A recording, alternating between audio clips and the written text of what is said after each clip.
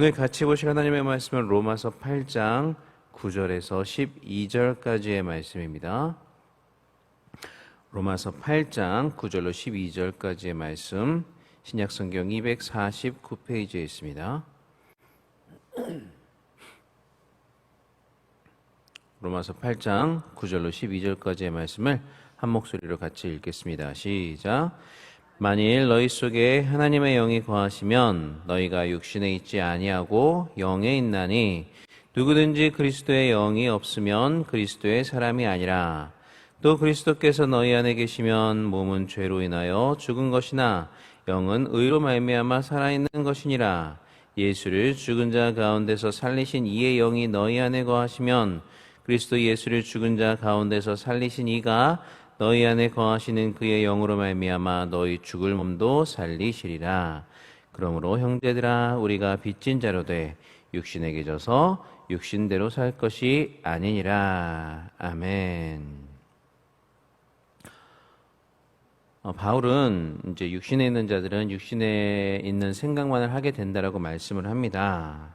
자, 그런데 이 육신의 생각은 이제 하나님과 원수가 되기 때문에 하나님의 법에 굴복할 수 없다고 합니다. 그래서 하나님을 기쁘시게 할 수 없고 결국에는 이제 사망에 이르게 된다라고 말씀을 하고 있습니다. 자, 그런데 오늘 우리가 읽었던 9절 말씀은 이와는 반대로 우리 믿는 자들의 모습이 어떠한지에 대해서 말씀을 해주고 있는데요. 9절 말씀 같이 한번 또 같이 읽어보겠습니다. 시작. 만일 너희 속에 하나님의 영이 거하시면 너희가 육신에 있지 아니하고 영에 있나니 누구든지 그리스도의 영이 없으면 그리스도의 사람이 아니라. 아멘. 자, 방금 읽은 구절에서 바울은 우리는 결국 우리의 모습에 대해서 말해주고 있는데요. 우리는 이제 육신에 속한 사람이 아니라 우리 안에 하나님의 영이 거하시기 때문에 하나님께 속한 사람이다라고 말씀을 해주고 있습니다. 그러니까 이제 저와 여러분 역시 성령을 소유한, 성령께서 우리 안에 내주하시는 그러한 사람들이기 때문에 이제 그리스도의 사람이 되는 것이죠. 자, 그런데 여기서 좀 한 가지 짚고 넘어갈 내용이 있습니다.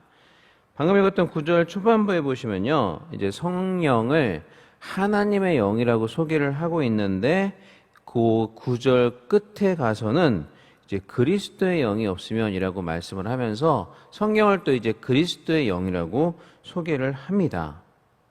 근데 이것은 다른 의미를 말하는 것이 아니라 모두 성령을 지칭하는 다른 용어들일 뿐입니다. 그러니까 성령은 성부 하나님의 영이시면서 동시에 그리스도께서 시작하신 그 구속 사역을 이제 성도들에게 구체적으로 적용하시고, 그러니까 그리스도께서 행하신 구속 사역을 계속 이 땅 가운데서 지속하시고 유지하시는 분이 성령이시기 때문에 그런 의미에서 이제 이 성령을 그리스도의 영이다라고도 부르는 것이죠. 그래서 성경을 보시다 보면 이제 하나님의 영, 또 이제 그리스도의 영이라는 표현이 나오는데 이것은 모두 동일하신 성령님을 의미하는 것입니다.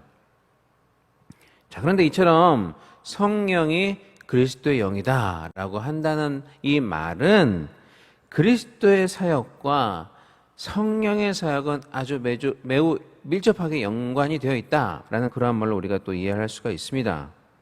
자, 좀 아까 말씀드렸다시피 이 그리스도의 구속 사역, 예수님께서 이 땅 가운데 십자가 사역을 통해서 이루신 그 구속의 사역을 이제 승천하시고 이 땅 가운데에서 그 예수님의 사역을 신자들에게 이제 구체적으로 적용하시고 구원의 날까지 그것을 지속해 가시는 분이 바로 성령님이십니다. 구속 사역을 완성하신 분은 예수님이시지만 그 완성된 구속 사역을 이제 각 신자에게 적용하시고 그것을 구원의 마지막 날까지 이끌어 가시는 분, 유지해 가시는 분이 바로 성령님이시라는 것이죠. 그러니까 성령님의 내주하신다, 성령님께서 내주하신다는 말은 어떤 기능적이고 사역적인 측면에서 보았을 때는 예수님의 기능, 예수님의 사역을 성령님께서 똑같이 하시는 것이기 때문에 결국 효과적으로는 그리스도께서 우리 안에 거하시는 것과 같다라는 그런 의미가 되는 것입니다.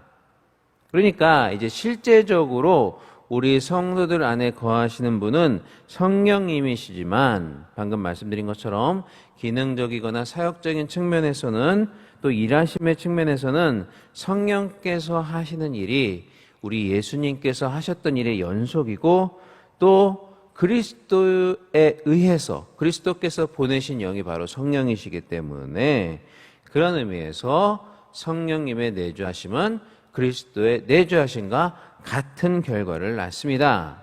그렇기 때문에 이제 10절 초반부에 보시면 실제적으로는 성령께서 우리 안에 거하시는 것이지만 그리스도께서 너희 안에 거하시면 이라고 말을 하고 있는 것입니다. 10절 말씀 또 같이 읽어보겠습니다. 시작. 또 그리스도께서 너희 안에 계시면 몸은 죄로 말미암아 죽은 것이나 영은 의로 말미암아 살아있는 것이니라. 자, 원래는 성령님이 실제적으로 내주하시지만 왜 10절에서 그리스도께서 너희 안에 계시면 이라고 말할 수 있는지에 대해서 이제 방금 말씀을 드렸습니다.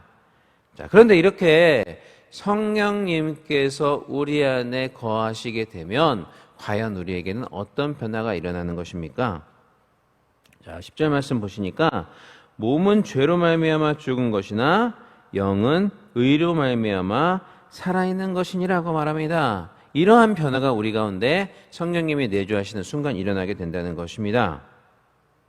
자, 물론 성령님께서 내주하신다 그래서 죽을 인간들이 죽지 않게 되는 것은 아닙니다.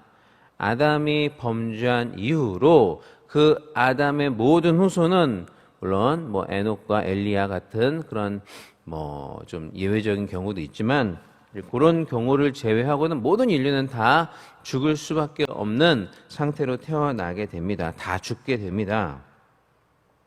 자, 그러나 이러한 육신의 죽음을 피할 수는 없다 할지라도 구원받고 성령께서 내주하시는 그러한 사람들, 저와 여러분과 같은 그러한 사람들은 하나님의 의의 기초에서 생명을 주시는 그러한 성령이 우리 안에 계시기 때문에 그 성령으로 말미암아 우리의 영은 살게 된다는 것입니다. 그러니까 성령께서는 다른 말로 생명의 영, 살려주시는 영이다라고 불리시는 분이기 때문이죠. 그래서 하나님의 의의 근거에서 성령님께서 우리 영을 살려주실 것이기 때문에 10절 마지막에서는 영은 의로 말미암아 살아있는 것이다 라고 말씀을 하고 있는 것이죠. 자, 그렇지만 계속되는 말씀을 보면요, 성령께서는 단지 우리의 영만 살려주시는 분이 아니십니다. 믿는 자들을 포함해서 이 세상 그 누구도 죽음을 피할 수는 없지만 성령께서는 나중에는 이 죽을 몸도 살리실 것이라고 11절에서 말씀을 하고 있습니다. 자, 이는 구체적으로 말씀드리면 이제 미래에 있을 우리들의 부활에 관해서 의미하는 것이다라고 볼 수 있겠습니다. 여기 계신 여러분들, 저와 여러분 모두가 언젠가는 반드시 죽게 될 것입니다. 그 전에 혹시라도 주님께서 재림하신다면 죽음을 맞이하지 아니하고 주님을 뵐 수도 있겠지만 그렇지 않다면 분명히 우리는 육체의 죽음을 맛보게 될 것입니다. 자, 그러나 예수님의 사흘 만에 되살아나게 하신, 부활하게 하신 그 성령께서 우리 죽을 몸도 반드시 다시 살리실 것입니다. 물론 마지막 날이 되면요, 신자로 죽은 사람이건 불신자로 죽은 사람이건 결국에 모두가 다 살아나게 될 것입니다. 이에 대해서 요한복음 5장 28절에서는 이렇게 말씀을 하고 있는데요. 제가 한번 읽어보겠습니다. 이를 놀랍게 여기지 말라. 무덤 속에 있는 자가 다 그의 음성을 들을 때가 오나니, 무덤 속에 있는 자가 다, 그러니까 신자건 불신자건 막론하고 모두가 그의 음성을 듣고 부활하는 날, 다시 살아나는 날이 있게 될 것이라는 것입니다. 자, 그런데 이어지는 5장 29절, 요한복음 5장 29절 말씀을 보시면 부활은 하는데 믿는 자건 믿지 않는 자건 다 부활을 할 것인데 그 부활의 방식이 조금 다를 것이다 라고 이야기를 합니다. 5장 29절도 제가 한번 읽어보겠습니다.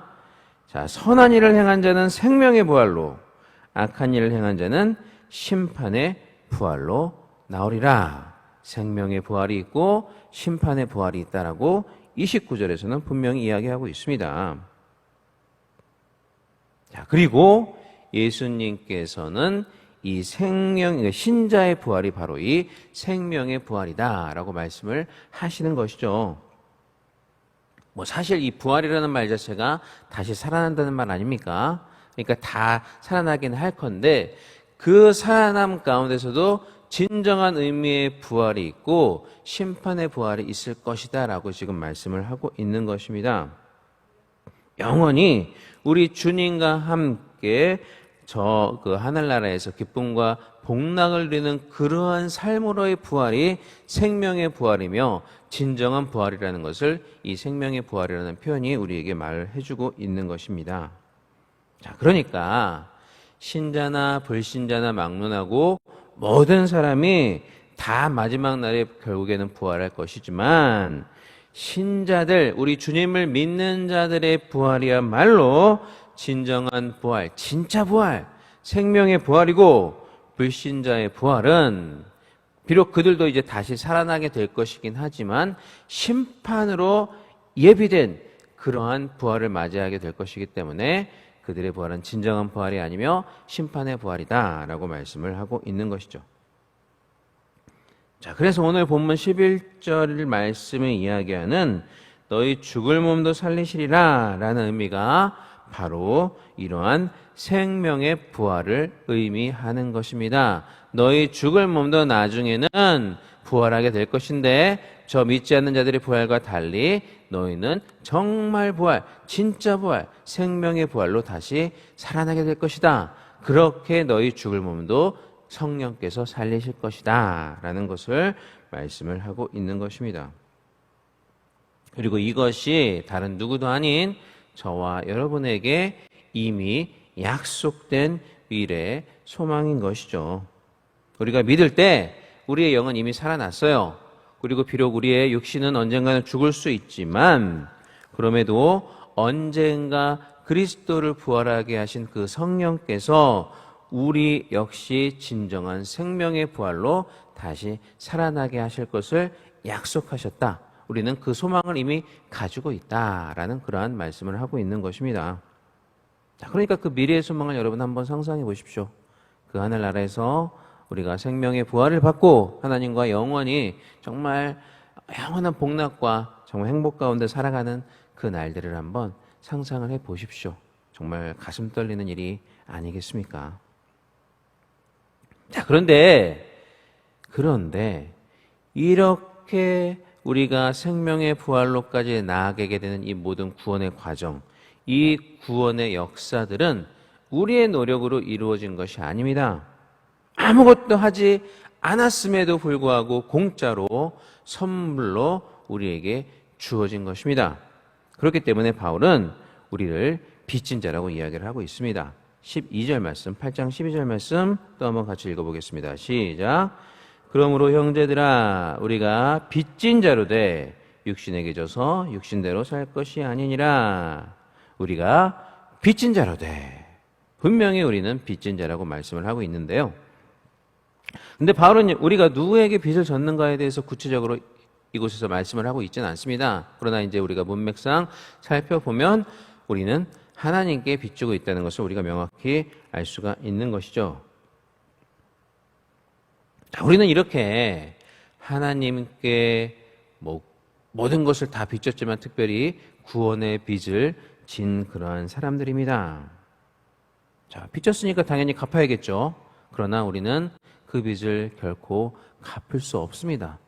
그 구원의 빚은 정말 우리가 생명을 다 드려도 갚을 수 없는 그런 어마어마한 값어치를 가진 정말 귀중한 하나님의 선물이기 때문이죠. 그렇다고 우리가 아무것도 안 하느냐? 또 하나님께서 그것을 원하시는 것은 아닙니다. 우리가 구원의 빚 그 자체를 갚을 수는 없지만 하나님께서는 우리가 다른 방식으로라도 그 빚을 갚아 나가는 삶을 살아가기를 원하시는데요. 그것은 우리가 하나님의 거룩한 백성답게 살아가는 삶을 통해서 갚을 수가 있는 것입니다. 극상품 포도나무 열매를 맺는 삶을 통해서 조금씩이라도 갚아 나갈 수가 있다는 것입니다. 저와 여러분은 이러한 방식으로 하나님께 진 그 구원의 빚을 조금씩이라도 갚아 나가는 삶을 살아야 되는 사람임을 잊지 마시기를 바랍니다. 그런데 많은 사람들, 심지어 믿는 자들조차도 우리가 육신에게 빚을 진 것처럼 육신대로 살아가려고 한다라고 역시 12절 말씀은 우리에게 알려주고 있습니다. 그러나 바울은 우리가 육신에게 져서 육신대로 살면은 안 되는 사람이다라고 분명히 이야기를 하고 있습니다. 우리는 영의 사람이기 때문에 영으로서 살아가야 되고, 특별히 하나님의 거룩한 백성으로서 거룩한 백성다운 삶을 통해서 우리의 구원의 빛을 갚아 나가야 된다는 것이죠. 자, 사랑하는 여러분, 우리는 빚진 자입니다. 그것도 육신에게 져서 육신을 위해서 살아가는 그러한 육신의 빚진 자가 아니라 하나님께 빚진 자입니다. 그리고 그 빚이 어떤 빚이냐? 우리가 결단코 다 갚을 수 없는 어마어마한 그런 너무나도 귀중한 빚이지만, 거룩한 하나님의 백성답게 살아가는 것을 통해서 그래도 조금씩은 갚아 나갈 수가 있는 것입니다. 여러분은 어떠십니까? 그 구원의 빚을 갚아 나가는 삶을 살아가고 계십니까? 혹시나 아니면 여전히 육신에게 빚을 진 것처럼 육신을 위해서 살아가면서 하나님께는 채무 불이행자로 남아있진 않으십니까? 거룩한 삶, 거룩한 열매 맺는 삶을 통해서 하나님께 진 빚을 날마다 갚아 나가시는 그러한 저와 여러분이 될 수 있기를 주님의 이름으로 간절히 축원합니다. 예, 기도하겠습니다. 하나님 아버지, 감사를 드립니다. 이 시간 우리를 귀한 하나님의 존전 앞으로 불러주시고, 또 유튜브를 통해서라도 이렇게 하나님께 같이 예배드리며 새벽 제단을 세울 수 있는 은혜를 허락하심을 진심으로 감사를 드립니다. 또한 귀한 말씀을 통해서 우리에게 은혜 주심에 감사를 드립니다. 우리는 하나님께 거룩한 백성으로 살아가야 할 빚을 진 자들입니다. 하나님께 채무 불이행자로 남아있지 않게 하여 주시고, 날마다 우리의 거룩한 삶의 행실과 열매 맺는 삶을 통해서 그 빚을 갚아 나가는 우리가 될 수 있도록 주님 함께하여 주시옵소서. 또한 하나님, 이 시간 나올 때 빈손으로 나오지 아니하고 귀한 예물 드린 믿음의 권속들이 있습니다. 여러 제목으로 드린 귀한 예물들 주님께서 기뻐 받아주시고 천배만배 축복으로 갚아주시며 하늘 곳간을 열어 쌓을 것이 없도록 도와주시는 주님의 귀한 축복을 이 땅 가운데 맛보며 살아갈 수 있도록 주님 축복 위에 축복으로 함께하여 주시옵소서. 또한 귀한 예물이 쓰이는 곳마다 하나님의 은혜와 영광만이 드러나는 귀한 역사가 일어나게 하여 주시옵소서. 감사드리며 이번의 말씀 우리 주 예수님 이름으로 기도하옵나이다. 아멘. 주기도문 하겠습니다. 하늘에 계신 우리 아버지여, 이름의 거룩히 여김을 받으시오며 나라의 마옵시며 뜻이 하늘에서 이루어진 것 같이 땅에서도 이루어지이다. 오늘날 우리에게 일용할 양식을 주시옵고, 우리가 우리에게 죄 지은 자를 사하여 준 것 같이 우리 죄를 사하여 주시옵고, 우리를 시험에 들게 하지 마시옵고 다만 악에서 구하시옵소서. 대개 나라와 권세와 영광이 아버지께 영원히 있사옵나이다. 아멘. 자, 이 시간 우리 다 같이 기도하겠습니다. 먼저 교회와 우리 담임 목사님을 위해서 기도해 주시기를 바랍니다. 특별히 오늘 예배 가운데 능력의 말씀 선포하실 수 있도록, 또 성령께서 함께하여 주실 수 있도록 위해서 같이 우리 담임 목사님을 위해서 기도해 주시기를 바랍니다. 그리고 이제 약속의 말씀, 그리고 5가지 기도 제목을 놓고 기도하시고, 또한 오늘 우리에게 주신 말씀을 붙잡고 이 시간 자유롭게 기도하다 돌아가시겠습니다. 다 같이 기도합니다. 사랑과 은혜가 많으신 우리 하나님 아버지, 은혜와 사랑을 진심으로 감사를 드립니다. 이 시간 우리를 주님의 귀한 존전 앞으로 불러주시고, 또 이렇게 새벽 제단을 쌓으며 하나님 앞에 영광 돌릴 수 있는 은혜를 허락하심을 진심으로 감사를 드립니다. 이 시간 우리가 여러 가지 제목을 놓고 기도할 때 특별히 우리 교회와 담임 목사님을 위해서 먼저 기도를 합니다. 오늘 드려지는 모든 예배가 하나님 앞에 아름답게 상달되는 귀한 예배로 하나님 앞에 드려질 수 있도록 하나님 함께하여 주시고 각처에서 드려지는 모든 예배마다 주님께서 아름답게 흠양하여 주시옵소서. 또한 특별히 우리 담임 목사님 여러 차례 말씀을 전하시면서 오늘 하루도 말씀의 사역을 감당하셔야 될 텐데 하나님께서 도와주시고 함께해 주셔서 능력의 말씀, 성령의 말씀, 특별히 성령께 두루마기를 입혀주셔서 귀한 말씀 선포하실 수 있도록 주님께서 붙잡아 주시고 함께하여 주시옵소서.